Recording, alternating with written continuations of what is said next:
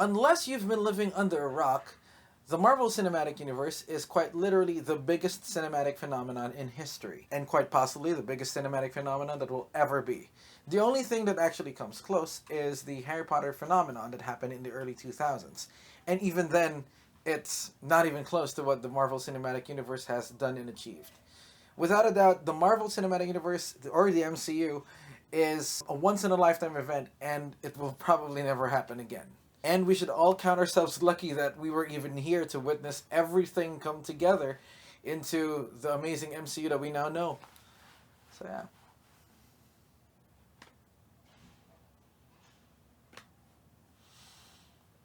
So now what?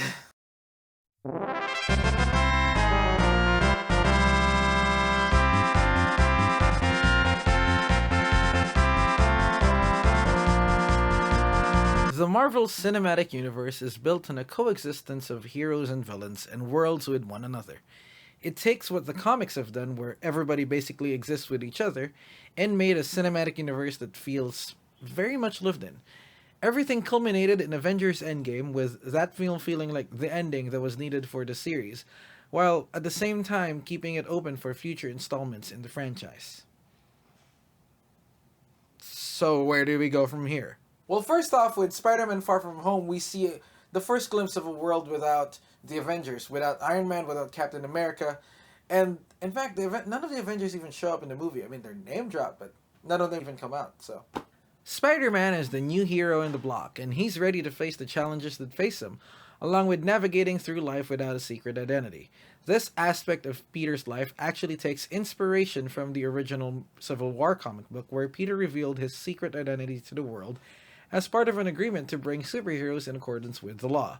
How this change will impact MCU Peter is still left to be seen, given how unknown the next few years will be for the MCU. What we do know, however, is that the MCU will actually go a little more cosmic in their offerings. With new movies and new TV shows popping out on the line in Disney Plus, they're going to be expanding the MCU and the story all throughout the next few years. We're getting a Black Widow movie, which will definitely show some background on her.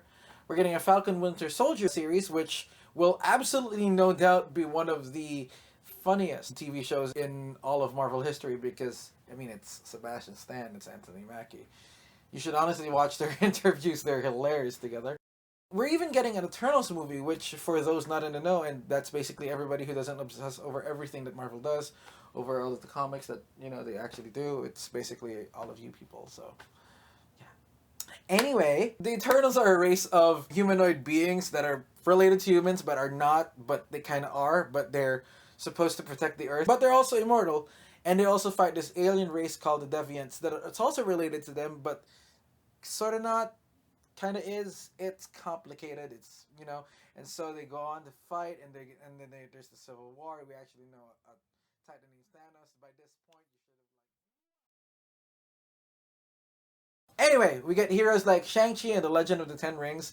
We also get new shows like Hawkeye, which are basically going to be miniseries. And of course, the most exciting one is probably Loki and WandaVision. And it's WandaVision that gets me the most because it will tie in directly to Doctor Strange and the Multiverse of Madness, which is another movie that will basically continue the entire Phase 4 of the MCU all the way forward.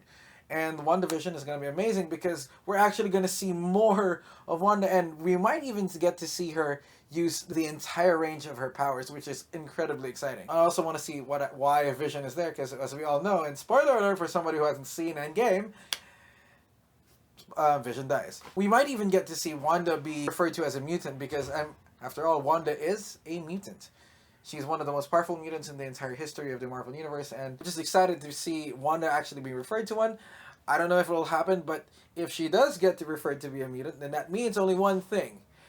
We're going to get something that I'm going to talk about in a few minutes. Probably the biggest movie of the slate so far is definitely Doctor Strange and the Multiverse of Madness, because this movie promises multiverse.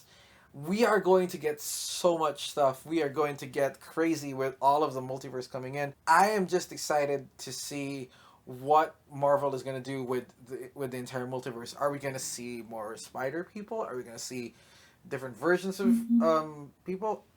I don't know. I have no idea. It's going to open so much solar potential. I mean, we could see different worlds like Earth 616, 1610, 90214, 65, 982, 291, 818, and I'm guessing you probably already left the screen because, I mean, I'm just listing on numbers, but please come back! Anyway, as I was saying, all of this could lead into something big, like Wanda being referred to as mutant.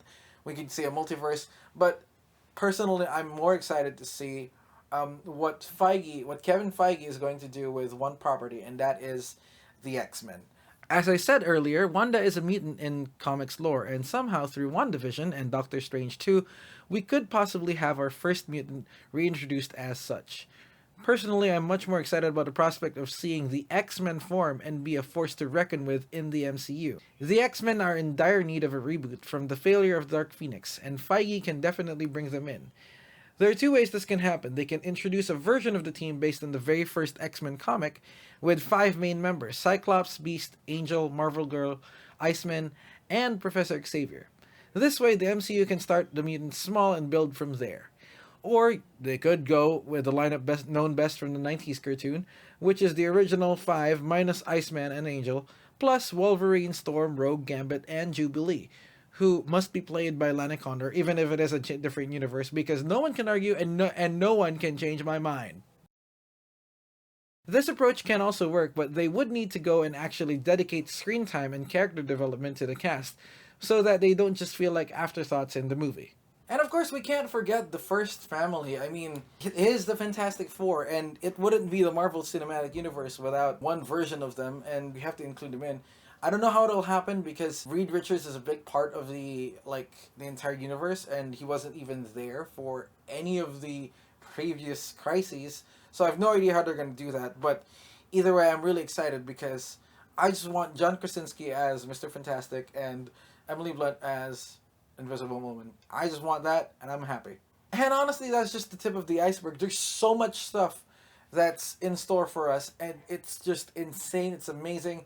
I am just excited to see what Feige has in store for us. I hope you guys got a little bit of a glimpse of what we could possibly have moving forward with the MCU. As always, we'll see you guys in the next video. Bye.